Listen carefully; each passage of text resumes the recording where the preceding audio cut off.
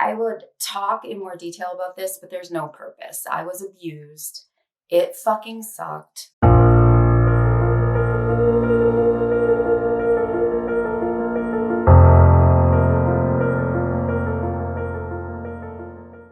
I'm sure when I say I was abused, you're like, well, fuck, that really sucks for her. I don't need to go into the details of my daily events because I don't think that's what's important here. I really don't. I can play off that emotion, but look, it just fucking sucked. We're clear on that. The important thing is that I want to talk about what journey I took to recreate my life, recreate me, and recreate what I thought about myself and thought about family and thought about love and thought about all these other aspects. I've talked in other videos that a lot of how we move through our day, 95% actually scientifically proven, is done with the subconscious mind of habits we created when we were age seven under. Well, my habits, obviously, if you're abused in a toxic environment, are not going to be the best. I took, feeling devalued, not wanting to be vulnerable, scared, survival, all those habits with me through my life. And it became robotic. It's not something you know you're doing, it's your safety, which sounds crazy because they're horrible habits. They're not conducive, mine were not conducive to my future, but it's what I knew, it's what I understood. So I was robotically moving through these habits. I moved around a lot. My father was military, and at that time he was Coast Guard, and they were out on a boat a lot. And we moved every 2 years. And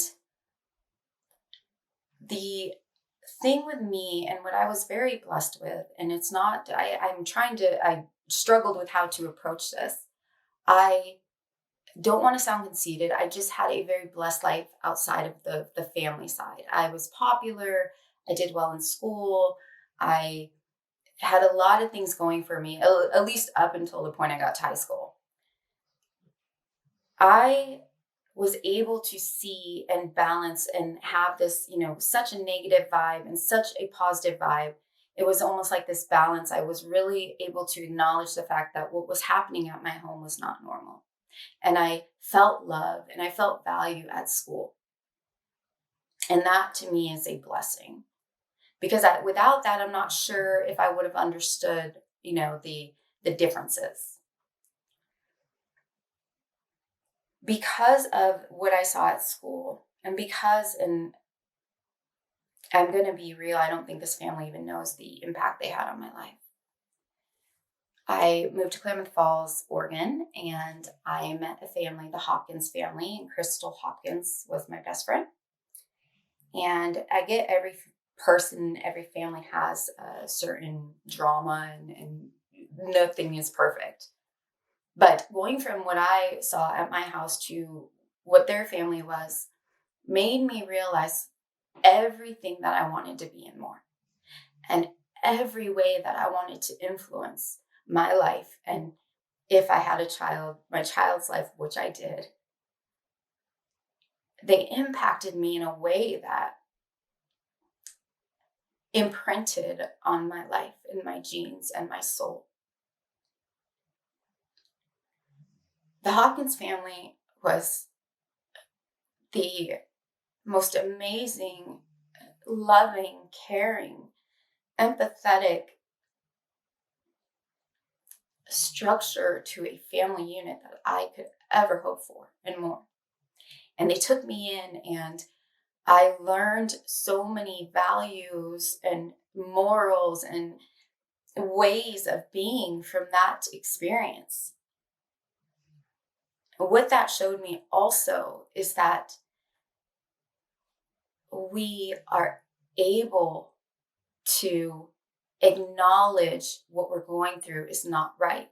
And once we do that, when I did that, I was able to acknowledge that if that's not right, then I don't want to recreate any of the habits that I was seeing within the negative family, the toxic family. And once I did that, once I acknowledged, okay, these habits aren't what I want, when I would kind of shift into one of those habits, I was able to say, stop, don't.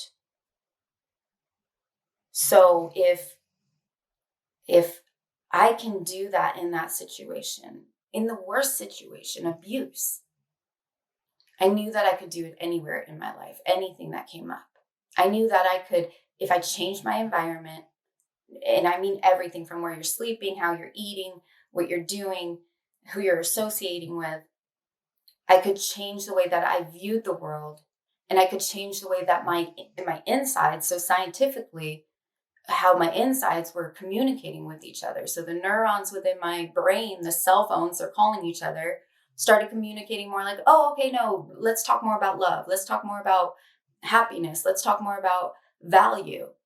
And they were rewriting the views that I have within me that were creating my emotions that the world saw. Look, I know that's a lot. Even saying it is a lot. So I'm going to summarize real quick. I was abused. I was able to see different environments. And even though at the time I was a child, so I couldn't take myself out of that environment, what was amazing to me, and I feel that this is the magic side of thing, the soul side of thing, that spirit inside me, is that I always knew something was off. I knew it was wrong. Even if I didn't see different, I knew it was wrong. And because of that, and then visibly seeing the Hopkins family, I was able to stop the generation of abuse that occurred within my family. Stop it. I am really proud of myself. I don't know. Isn't it weird how we cry when we're proud of ourselves? I'm really, really proud of myself.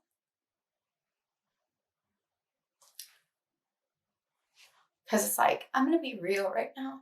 Sometimes I feel like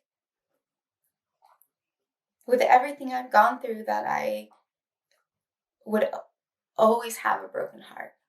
I used to think that. I thought no matter what good I did, and no matter how much I got through, because there was such a scar on my heart, it would always be broken. Today I can say that my heart is full. And I'm very proud of the journey and adventure that I've taken. And I'm living within the moment, and I'm not allowing any part of that past to define who I am, nor is it going to stay with me so I can relive that trauma every day. I live in the moment and I express from the moment, and I am creating a beautiful, amazing future because this world has limitless potential. You have limitless potential. I will not fall and not pick myself up.